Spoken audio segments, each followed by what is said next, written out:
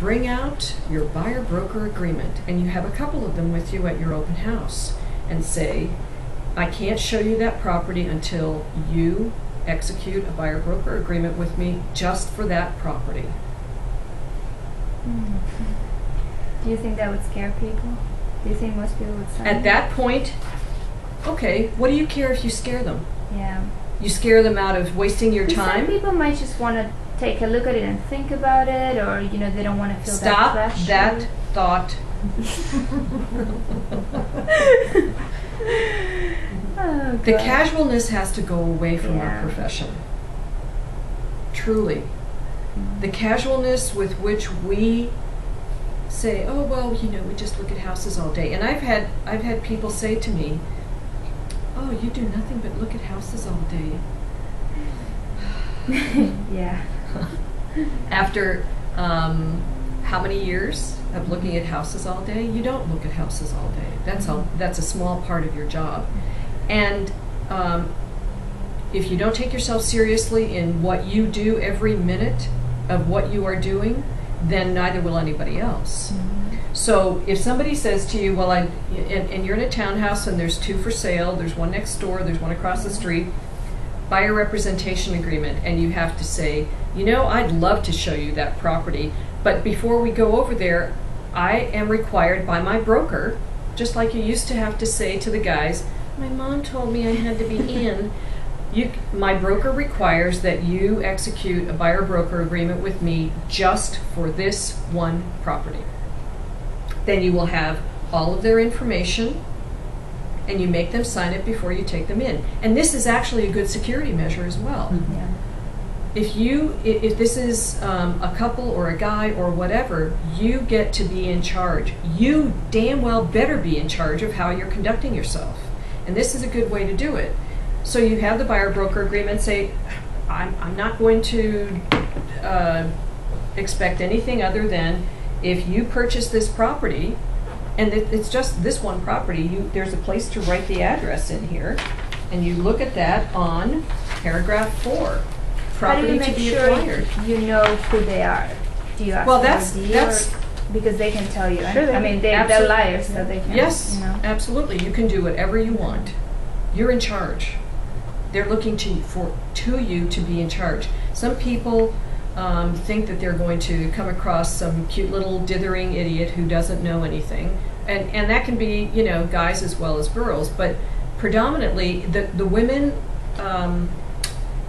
try to be sweet and darling and cute, and the men don't care about being sweet and darling and cute, so they don't have as much problem. And we've been socialized from the time we were kids to be sweet and darling and cute, because girls are cute and they're darling and they're sweet and boys are not. So you can look sweet and darling and cute, but you don't have to act like it. You can be in charge, and you can say, my security measures and the security measures of my company insist that, first of all, before I leave this property and show you anything else, you sign a buyer-broker agreement. So let's get started, and then we can go next door, or we can go across the street, or whatever it is. And could you give me your driver's license, please, so I can put that information on this piece of paper? And if that scares them away, you've saved your time and possibly saved yourself.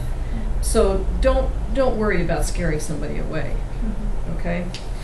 The thing is, if you're saying it's just for today, they ought to be willing to sign that. Yeah, and just for that property. And it's just for that property. You can highlight that portion so they can see that you're not trying to put something over on them and say specifically it is just for this time period. Well, and that's what you have on both the non-exclusive and the exclusive. The exclusive buyer representation agreement, same thing. It's all paragraph 4 that describes the property to be acquired. And that's where you can put in the address of the property. And if that's the only property you show them, and they eventually buy that property, but you don't represent them, then you have the opportunity to take them to arbitration, as long as you've followed the rest of the procuring cause. And that's something that you have to go and look up, is all of the 4 steps that are procuring cause. One is introduction to the property, one is continued communication with that person about the property. The third is financial loan, making sure that they have the wherewithal and are applying for a loan. And I can't remember what the fourth one is, but you need to follow all of those procuring cause guidelines in order to get paid. So let's take it to the, you got them to fill out this exclusive. You were able to say, look, my broker requires this. I'll just put in, it's only this property, and it's, and if you, I'm not representing you beyond today, I'm only representing you today for this one property. If you want to continue to work with me, then we will fill out an additional buyer-broker agreement that will be more encompassing. But for today, this is the only thing. The buyer goes in, looks at the property, says, gee, this is much better than the one that I'm currently in escrow on, or this is just what I've been looking for. Thanks very much. What do you have on here? You have their name, their agreement to pay you compensation, their signature. You have dispute resolution, mediation and arbitration, and you have their address, their telephone number. Hopefully you've made them fill out all of page 4. Okay? And so you call them the next day and say, I know you liked that property. Did you want to write an offer? And the buyer says to you, oh, I wrote an offer on it with my agent last night. What's your next step? What's your next, what do you do then? Call the other agent.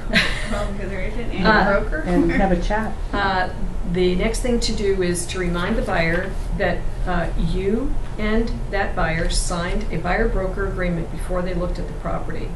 And you wish them well, and then you ask them how they're financing it, who their lender is, and then you contact that lender. You don't back off, because if you back off, you are not going to win at procuring cause. You're not going to win at arbitration.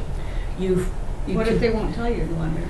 Well, you have to document, and you have to keep a log of documentation that you had the conversation, the time, the date, the conversation that you had, what you asked, whether or not the buyer was forthcoming with it, and then you call the other agent and say, I just wanted to let you know that I have a buyer-broker agreement with your client with whom you have successfully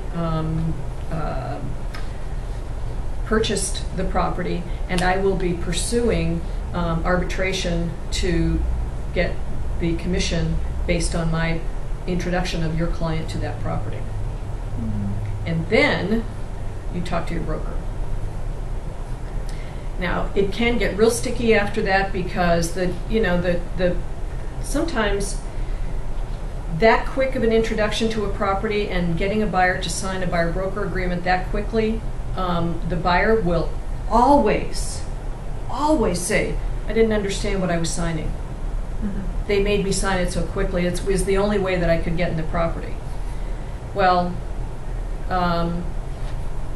that sometimes is a defense, and I'm not allowed to say what happens at arbitration because I sit on those panels, but you have to determine with your broker how to proceed after something like that happens. But it does give you the opportunity to get paid because of the work that you've done.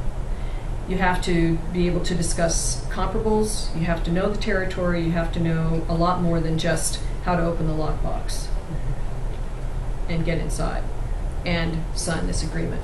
But your biggest thing is you always want to have an exclusive buyer-broker agreement. So when you go through the buyer-broker agreement, if you look at the far right-hand column, it is irrevocable. That's the first thing.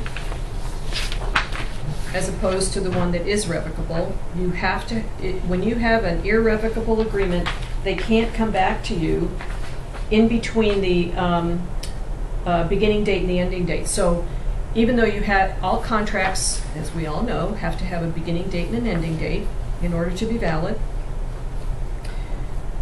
they cannot revoke the contract between the beginning and ending date. So it is irrevocable.